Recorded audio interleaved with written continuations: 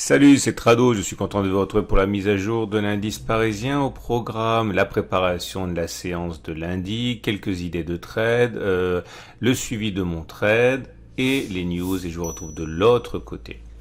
Alors comme on peut le voir, la séance du jour a été marquée par une décrue assez significative de 0,89%, d'autant plus décevante qu'en séance on avait connu une progression non négligeable. Regardez le fil de la journée, on a commencé sur du moins 0,75, on est monté jusqu'à plus 1,2 avant de s'effondrer à moins 1,58 et clôturer à moins 0,89. En passant, vous voyez que le setup Turtle Soup qu'on a mentionné hier et qui était censé fonctionner statistiquement a fonctionné ce coup-ci puisqu'on abandonne 0,9%.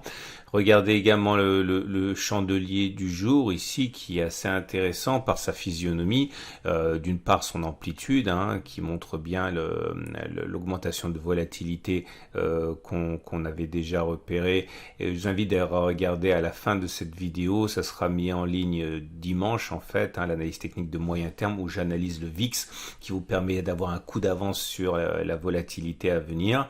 Et on termine plutôt dans le tiers baissier sur ce chandelier, donc plutôt mauvais. Et tant que l'on clôturera dans le tiers baissier, il est plus probable que l'on aille chercher de nouveaux plus bas que l'on ne le fasse pas. J'ai pour vous ici identifié une figure qui pourrait vous intéresser. Je ne sais pas si elle sera validée par le marché ou pas, mais peut-être que nous avons un biseau ascendant. Biseau ascendant, ça veut dire deux obliques qui montent et qui convergent. Il faut savoir que ce genre de figure se casse plus souvent par le bas que par le haut. Donc à suivre, en particulier si on devait casser le biseau par le bas, les objectifs sont d'aller chercher les points auxquels on a accroché le biseau. On y reviendra un petit peu plus tard lorsque ce sera le cas. Mais en tout cas, pour l'instant, sachez que si c'est bien un biseau, on est plus proche d'une cassure par le bas que d'une cassure par le haut. On regarde naturellement le suivi de ce nouveau triangle retracé après la fessée qu'a comprise les haussiers sur la séance du 3 septembre. Bon, finalement, on prend les mêmes, quasiment les mêmes, et on recommence. On attend que le triangle soit cassé, et je vous rappelle que l'issue n'est pas très très loin, puisque normalement, c'est-à-dire statistiquement, les triangles, je le rappelle, symétriques se cassent entre les 2/3 et les 3/4 de la figure, donc entre ici et là. Ça devrait plus être très très long pour l'instant, bien sûr, sans que l'on sache dans quelle direction on va casser, mais tout en sachant que généralement on casse plus souvent dans le sens par lequel on est entré que dans l'autre sens. Clairement, on est rentré dans le triangle du sud vers le nord. Il est un petit peu plus probable que l'on sorte comme ça que comme ça. Nous avons également à présent à prendre en considération les éléments techniques. Alors les éléments techniques nous apportent pas grand chose, vous le savez, je suis obligé de le répéter pour les petits nouveaux qui arrivent. Mais lorsqu'on est en période de consolidation, les indicateurs techniques tendent à perdre de leur acuité. En l'occurrence, lorsque vous avez des moyennes mobiles qui s'aplatissent et qui s'entrelacent, comme c'est le cas actuellement, il ne faut pas faire attention. C'est simplement une confirmation qu'il n'y a pas de tendance si vous n'avez pas d'autres éléments qui vous permettent de le constater. Donc ça, je vais même les enlever pour pas prendre de la place. Je rappelle également que on surveille les bandes de Bollinger. Les bandes de Bollinger qui font l'objet d'une contraction, on le sait, et l'avantage de ces figures-là, c'est que la baisse ou la hausse qui s'ensuit est explosive. Regardez, j'en ai repéré quelques-uns pour vous. Vous voyez ici, il y a eu une contraction des bandes de Bollinger et derrière, il y a une sortie explosive. Là, pareil, vous voyez, on a eu une contraction des bandes de Bollinger entre cette bougie et cette bougie. Et après, il y a une sortie, bon, pas forcément explosive sur le coup, mais après, ici, voilà, ça donne une sortie explosive. Bon, bref, ça fonctionne pas à tous les coups, rien ne fonctionne à tous les coups, mais lorsque vous avez des périodes de squeeze, comme ça, vous voyez, les sorties, généralement, sont dignes d'intérêt. Donc, on va avoir une sortie, c'est inévitable. Elle devrait normalement être explosive, et on surveillera ça de très près. Ce qui nous amène donc aux autres éléments techniques, et les autres éléments techniques sont également bons à être mis sous perspective, on le sait.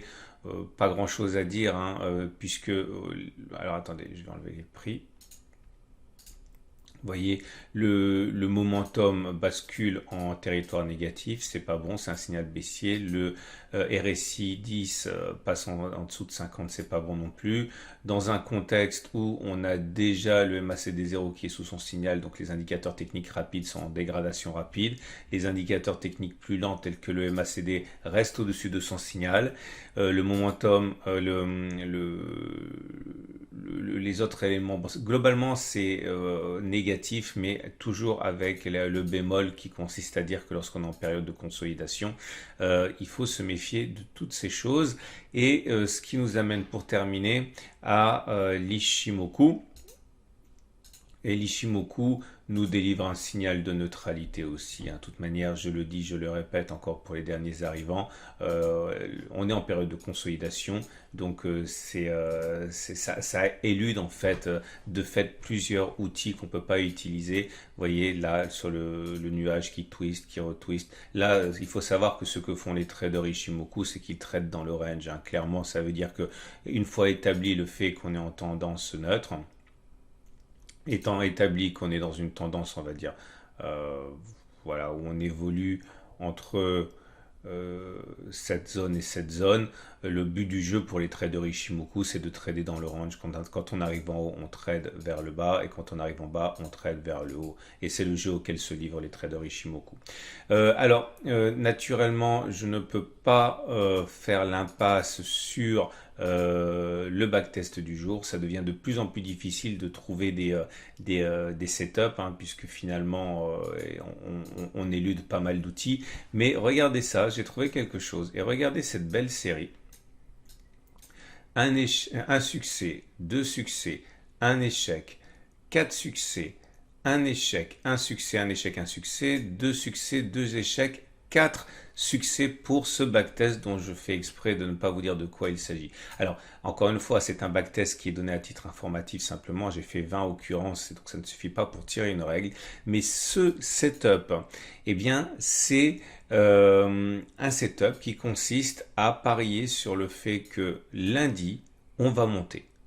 Ok, on fait le pari que lundi, les gens vont partir avec de bonnes dispositions et on arrive donc à 70% de séances où le lundi on monte. Je vous montre les dernières. Par exemple, ici, ce lundi-là, on a pris 0,80%. Ce lundi-ci, on a pris 2,4%. Ce lundi-là, on a perdu du terrain. Non, c'est ici. Lundi, on a perdu du terrain, on a perdu 0,34 et puis ainsi de suite. Alors, est-ce que ça veut dire que vous auriez dû vendredi soir acheter ou que vous devriez dès lundi acheter le CAC 40 en faisant le pari que sur 100, eh bien, vous aurez raison 70 fois? Non, vous pouvez pas faire ça parce qu'il faut encore savoir à quel moment vous achetez, à quel moment vous vendez, vous mettez votre stop loss ou vous mettez votre profit.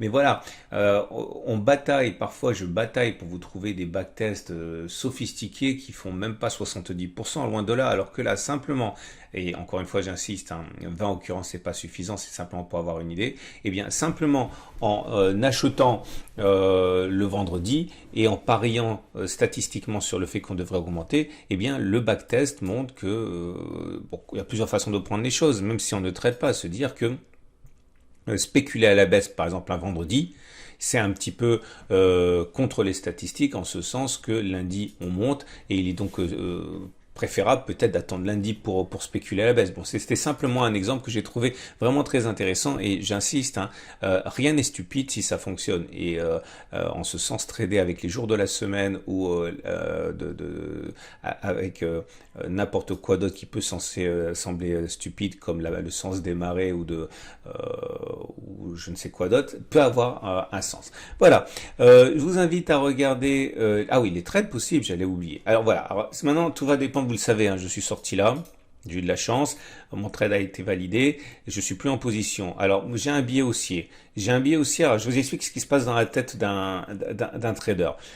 J'ai un biais haussier, pourquoi? Parce qu'on est rentré par le haut, je vous l'ai déjà expliqué. Donc moi je pense que je fais le pari, sans savoir si ça va se réaliser, qu'on va sortir par le haut. Mais en même temps, on a une figure en biseau qui généralement se casse par le bas. Ça veut dire quoi? Ça veut dire que je vais faire le pari qu'on va monter, qu'on va casser par le bas, qu'on va aller chercher l'objectif du biseau, soit là, et donc je vais affûter mes trades longs. Donc quand on sera descendu par exemple sur le support intermédiaire des 4144, j'envisagerai d'acheter en visant le haut du triangle. Alors est-ce qu'on va le faire? J'en sais rien, mais imaginons par exemple que j'achète sur les 4872, que je vise un retour sur le haut du triangle à 4,44%. Si je mets un stop en dessous de 2 support intermédiaire, voilà, j'ai mon ratio gain-risque supérieur à 1.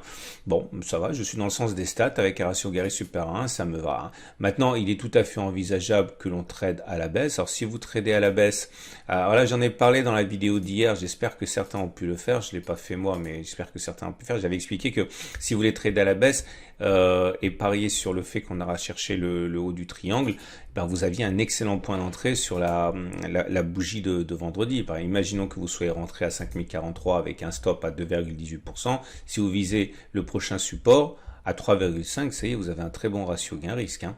Donc voilà, si c'est une autre possibilité, si vous voulez trader à la baisse, vous attendez. Alors là, vous ne pouvez pas trader sur les niveaux actuels à la baisse sur ce scénario parce que le stop loss il serait à 3,6% avec un objectif à 2,7.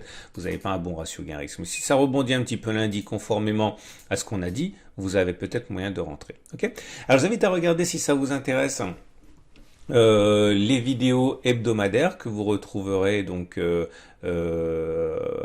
dimanche sur la chaîne, et également je vais mettre en commentaire une interview que j'ai donnée à Denis, et ça pourrait vous intéresser si vous voulez en savoir davantage sur ma façon de trader, sur ma façon d'investir, etc. C'est juste en dessous de la vidéo YouTube dans les commentaires. Voilà, à demain pour la mise à jour.